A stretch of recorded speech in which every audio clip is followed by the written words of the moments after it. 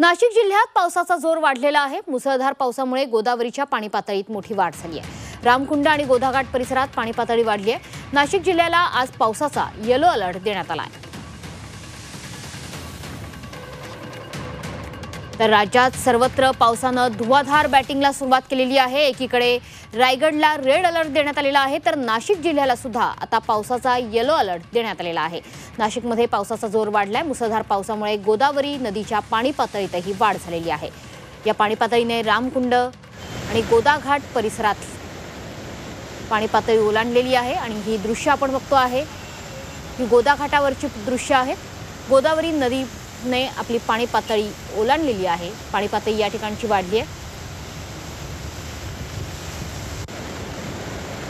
तर नाशिक जिल्ह्यात सुद्धा मुसळधार पाऊस सुरू आहे। एकीकडे रायगडला रेड अलर्ट देण्यात आलेला आहे, तर नाशिकमध्ये सुद्धा येलो अलर्ट जारी करण्यात आलेला आहे। त्याच्यामुळे नागरिकांना सुद्धा सतर्कतेच्या सूचना जारी करण्यात आलेल्या आहे। नदी परिसरात नागरिकांनी जाऊ नये असं आवाहन प्रशासनाकडून करण्यात आलं आहे। रामकुंड आणि गोदाघाट परिसरातली ही दृश्य आहेत। या ठिकाणी पाण्याची पातळी झपाट्यानं वाढायला सुरुवात झालेली आहे। त्यामुळे नाशिकमध्ये पावसाचा जोर वाढल्यानं नाशिक जिल्ह्याला पावसाचा येलो अलर्ट देण्यात आला आहे।